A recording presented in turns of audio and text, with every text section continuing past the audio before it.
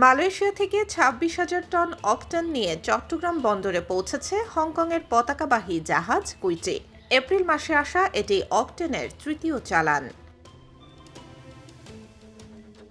বৃহস্পতিবার সকালে বন্দরের বহির্নোঙরে ভেড়ে জাহাজটি। এদিকে আজ দুপুর থেকেই জাহাজটি থেকে তেল খালাস কার্যক্রম শুরু হবে বলে জানা গেছে। এর আগে গত ২৮ এপ্রিল ২৬,০০০ টন ও ১৭ এপ্রিল ২৭,০০০ টন অকটেন নিয়ে এসেছিল আরও দুটি জাহাজ। দৈনিক ১২০০ টন চাহিদা হিসেবে এই এক মাসে আসা ৭৯,০০০ টন অকটেন দিয়ে চলা যাবে ২ মাসেরও বেশি সময়। প্রাইড শিপিং লাইনের স্বত্বাধিকারী নজরুল ইসলাম জানান, বহির্নোঙরে অকটেন ও ডিজেল নিয়ে অবস্থান করছে আরও ৫টি জাহাজ। এছাড়া বুধবার ৩টি জাহাজ বার্থিং করে তেল খালাস শুরু করেছে।